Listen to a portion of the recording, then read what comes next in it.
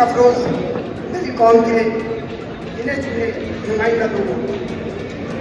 बड़ी खुशी की बात है और मसरत की बात है कि मकबूल जी मनीरिया ने मुझे कल फोन किया कि वो कहा आपको आना है, मैं कहा आऊँगा, फिर कहा नहीं ठहराना है, तो इनकी डांट की वजह से मुझे आना पड़ा। इनकी मोहब्बत है, वो मुझे खींच के यहाँ लेके आई।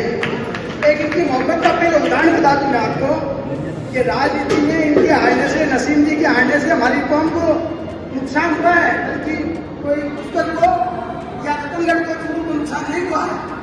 जब मैं यूआईटी के लिए, आप एमएलए थे, जब मैं यूआईटी के लिए आपके पास गया ना के साथ मेरा नाम चल रहा है और आप अफरोज जी गहलोत को टिकट देने आगे नहीं हुआ है, तो सारा साथी जाऊँ याद है मुझे, हाथ गए और अफरोज जी को कहा कि मेरी कौम का रहनुमा है और हमारी कौम का सभापति भी रहा है और महापौर भी रहा है, नेता प्रतिपक्ष भी रहा है, लोक अध्यक्ष भी रहा है, और इस बच्चे का राइट बनता है दूसरी कौम को लोगों को दे दो, देश बिरादरी को आप यूआईटी दोगे या नहीं दोगे ये बता दो। उससे आप एक शख्सियत है मेरे साथ में।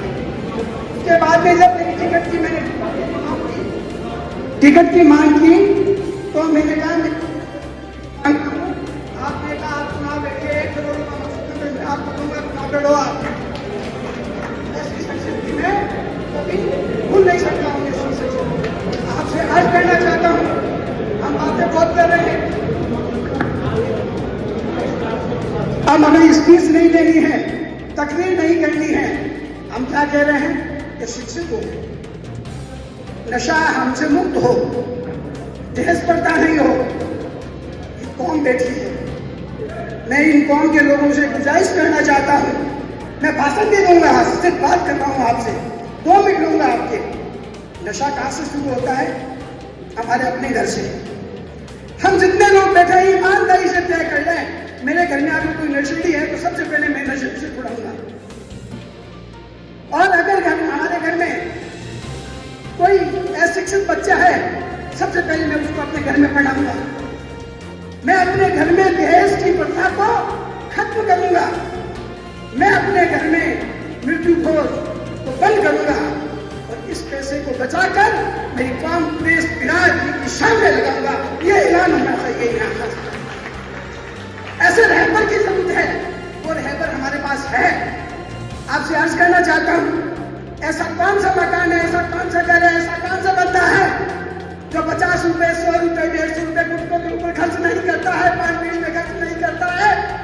अरे भाइयों, 300 आदमी बैठे हैं, अगर हम 5-5 आदमी को जोड़े तो हम 1500 आदमी को जोड़ सकते हैं।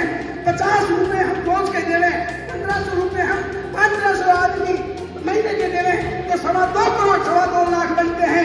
साल में 18 करोड़ रुपए बनते हैं। उन पैसों को हम क्यों ज़कात और फिक्रों के पैसों से हमारे बच्चे को आईएएस बनाए, क्यों हम आरएस बनाए, क्यों हम डॉक्टर बनाए, क्यों हम इंजीनियर बनाए? हम अपनी 50 रुपए महीने हम अगर निकाले, एक आदमी 1500 रुपए महीने के 18 लाख रुपए मसाल के होते हैं। और उन बच्चों को आईएएस में, आईपीएस में, आरएस में, इंजीनियर में जो बनना चाहता है, गरीब बच्चा उसकी मदद करें। हकीकत में ये कौन परेशान है? सिर्फ बातें कहने से या टिकट करने से कुछ नहीं होगा। हाजी साहब तय करो आज, क्या मकसूद साहब आपको 10 आदमी बनाने हैं, मुस्तफा साहब आपको 10 आदमी बनाने हैं, और नसीम अख्तर साहब के हस्बैंड बैठे हैं, इनसे को आप 10 आदमी बनाने हैं, तो हम 10 आदमी बना के देंगे। आपकी क्यादत के अंदर हम आपको पैसे इकट्ठा करने में मदद करेंगे, और शर्त है कि हमारी कौम के लिए आगे बढ़े।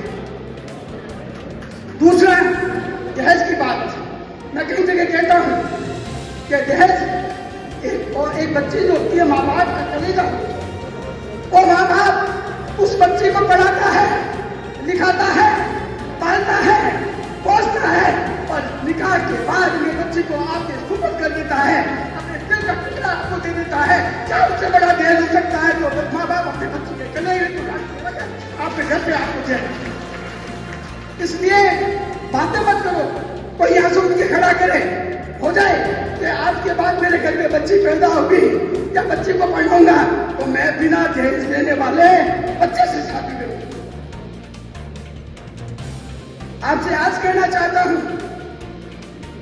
कि दिल के फकोटे जल उठे सीने के दाग से, इस घर को आग लगी घर की चिराग से। बादशाही कहते हैं लोग, एक दूसरे को देख के हम जलते हैं। अरे भाई, कोई भी आगे मकबूल बनने के पीछे होगा ना, कोई बिरादरी की इज्जत होगी, लेकिन हम अपना लीडर को समझे, हम समझे ही नहीं।